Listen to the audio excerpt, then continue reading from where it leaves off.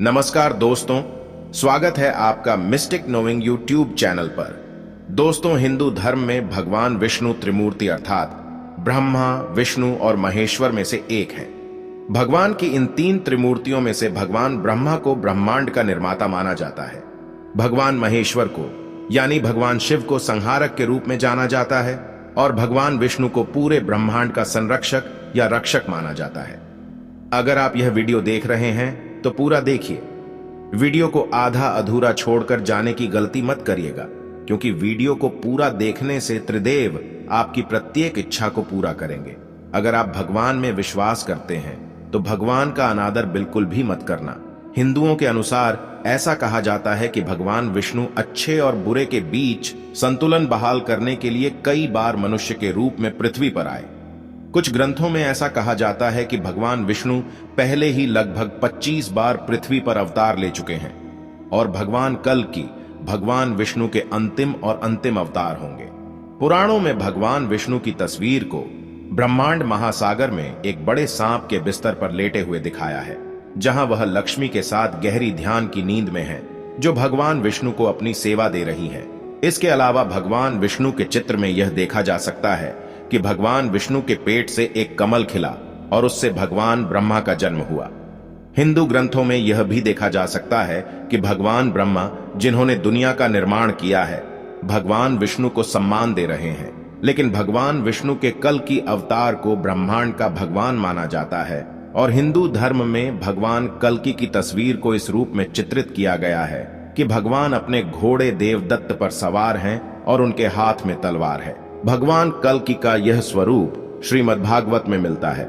इस वीडियो में हम भगवान विष्णु के कल्कि अवतार के बारे में कुछ रोचक तथ्य लेकर आएंगे, जिनके बारे में शायद ही लोग जानते होंगे। उनके बारे में जानने से पहले अगर आप मिस्टिक नोइंग पर पहली बार आए हैं तो इसे सब्सक्राइब करें, ताकि हम आपके लिए और भी इंफॉर्मेटिव वीडियो लाते रहें। तो आइए शुरू करते हैं। नंबर 1, भगवान विष्णु के कल्कि अवतार का उद्भव कैसे होगा।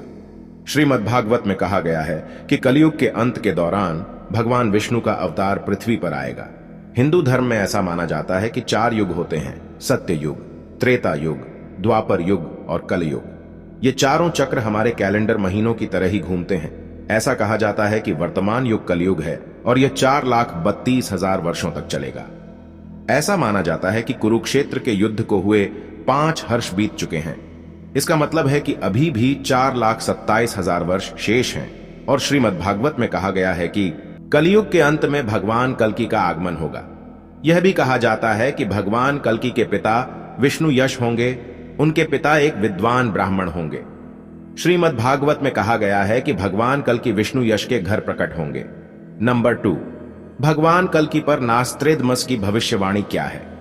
जैसा कि आप जानते हैं कि नास्त्रेदमस एक महान ज्योतिषी थे और उन्होंने जो भी भविष्यवाणी की थी वह हमेशा सच हुई है। उनकी भविष्यवाणी के अनुसार एक व्यक्ति अपार शक्ति से युक्त होकर संसार में राज करेगा, जिसका पवित्र दिन गुरुवार होगा और वह पूरे संसार में जमीन और समुद्र दोनों पर राज करेगा। वह एकमात्र व्यक्ति होगा जो दुनिया को सभी परेशानियों से मुक्त करेगा।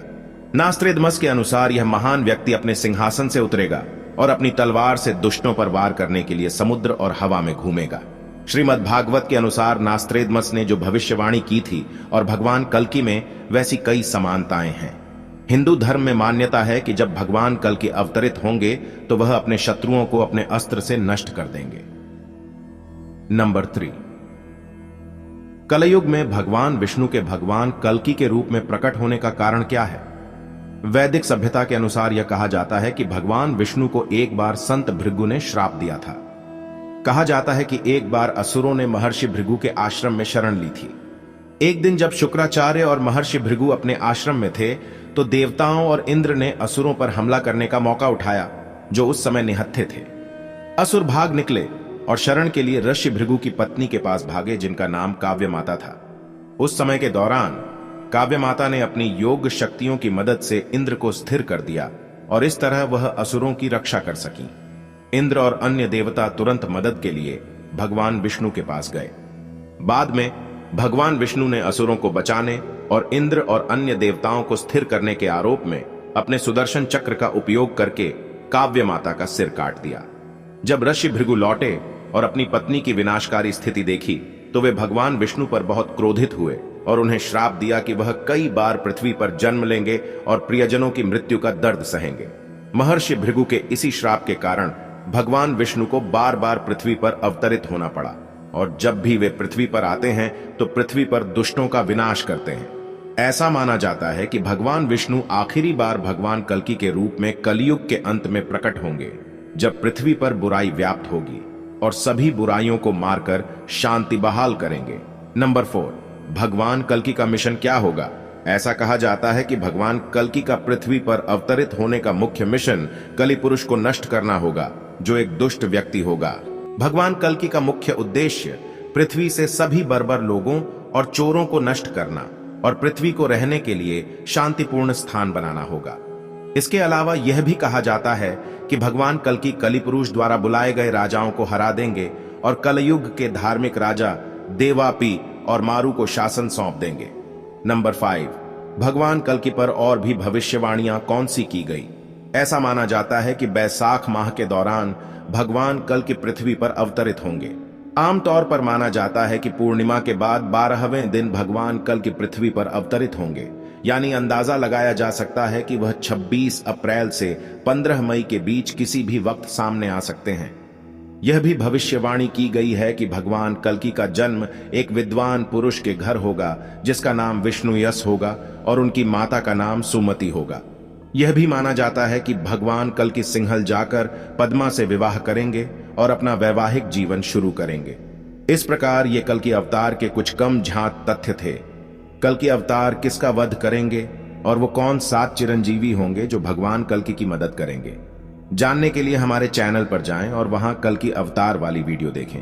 तो मित्रों, आपको ये वीडियो कैसी लगी हमें बताएं और हमारे चैनल मिस्टिक नोइंग को जरूर सब्सक्राइब करें। धन्यवाद।